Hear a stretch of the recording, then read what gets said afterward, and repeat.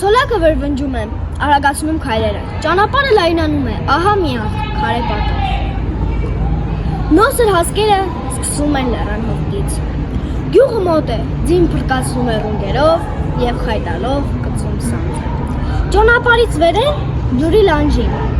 մեկը ջրում է մուգ կանաչավույթը։ Ես լսում եմ, թե ինչպես առվի ավազի մեջ զրնգում է նրա ծանր բահը, իսկ երբ բարձրացնում է բահը, արևը լուսավորում է բահը, և թվում է, թե ջրվորի ուսին բռնկված ջահ է։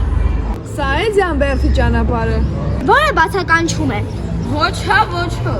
Բացս կրկնում եմ, սա է Ձյանբերդի ճանապարհը։ Մարդը բահը խրում է առվի ավազի մեջ և գալիս է դեպի ինձ։ Ինչքան մոտենում է ջրվորը, այնքան ավելի բարձրահասակ է երևում։ Ես նայում եմ նրա բարձրացքին, թվում է, թե նրա ձայնը սիրող մեծ է։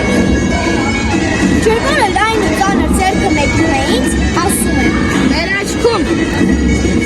Ձեռքը տանում դեպի ճակատը։ Ամենևին էլ սիրող չի նրա ձայնը, այլ բարակ ու քարչեր։ Ծերունի է սպիտակեր, ոչ միայն բեբերը և ուղիները, այլև կրծքի մազերը, որ հիշեցնում են ճճված մածակները։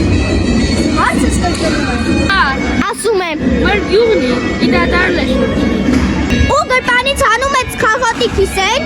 առաջարկում եմ գլանակ, նա շպտում է, կարծես ուզում է ասել, որ բալա գրանաթը նուրբ է նրա համար, սակայն վերցնում է և դնում ականջի հետևը, ապա ոլորում է մատի չափ հաստ ծխարան։ Կանջակոնն է։ Նա կուրս ծխում է ծխախոտը, կուրսն ուրջում է, չոր կաշվի նման ճռռում են թոքերը, ռունգերից է բերանից ծխի քուլաները բաց թողելով գլխով է անում։ Սկսե՞։ Դե հա։ Կանգ տաբոցեց բահ։ Ջրվորը բացական ու ինչ էր անունը։ Շատ լավ էր։ Չի չասցար։ Ոչ հա, ոչ հա։